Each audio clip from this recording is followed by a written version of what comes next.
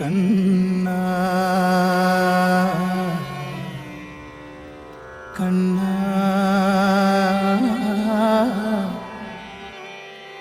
കണ്ണാ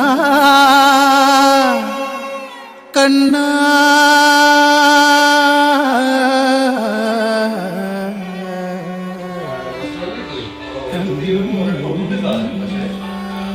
തോരൻ, കടലക്കറി, ബീട്രൂട്ട് പച്ചടി, അവിയൽ, പുളിശ്ശേരി, പരിപ്പ്, പപ്പടം, പായസം. അപ്പോൾ ഞങ്ങൾ രാവിലെ വിഷുക്കണിയൊക്കെ കണ്ടു. അത് കഴിഞ്ഞിട്ട് ഒരു കുഞ്ഞി സദ്യയൊക്കെ വെച്ചു പായസം വെച്ച് കണ്ണന് നേദിച്ചു. അത് കഴിഞ്ഞിട്ട് ഇലയൊന്നും കിട്ടിയില്ല കേട്ടോ, പ്ലേറ്റിലായിരുന്നു ഞങ്ങളുടെ വിഷു സദ്യ. അങ്ങനെ പ്ലേറ്റിൽ വിഷു സദ്യയൊക്കെ കഴിച്ചു.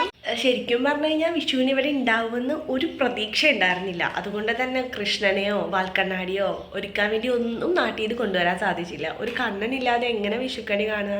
അങ്ങനെ ഞങ്ങൾ ഉണ്ടാക്കിയ കണ്ണനെ വെച്ചിട്ടാണ് വിഷുക്കണി കണ്ടത്.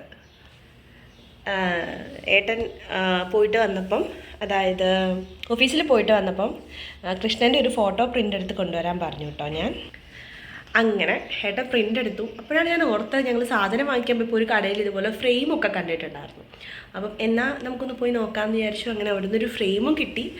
അങ്ങനെ ആ ഫ്രെയിമിൽ ഞങ്ങൾ ഈ കുഞ്ഞു കണ്ണനെ സെറ്റ് ചെയ്തു. അങ്ങനെ കണ്ണനെ ഒരുക്കി വീട്ടിലുള്ള കുറച്ച് ഫ്രൂട്ട്സും വെജിറ്റബിൾസും എല്ലാം വെച്ചിട്ട് ഒരു കുഞ്ഞു കണി ഒരുക്കി. അതുപോലെ തന്നെ ഒരു കുഞ്ഞു സദ്യയും. അപ്പോൾ ഇത്രയേ ഉള്ളൂ ഞങ്ങളുടെ ഈ വർഷത്തെ വിഷു കാഴ്ചകൾ. എന്തായാലും ഞങ്ങൾ ഒത്തിരി ഹാപ്പിയാണ്. കാരണം 3 പേരും ഒന്നിച്ചിട്ട് ഞങ്ങൾക്ക് വിഷു ആഘോഷിക്കാൻ സാധിച്ചില്ല. ഒട്ടും പ്രതീക്ഷിക്കാതെ കിട്ടിയ ഒരു മൊമെൻ്റ് ആയിരുന്നു. അപ്പോൾ അടുത്ത വീഡിയോയിൽ കാണാം കേട്ടോ. ടാറ്റ ബൈ.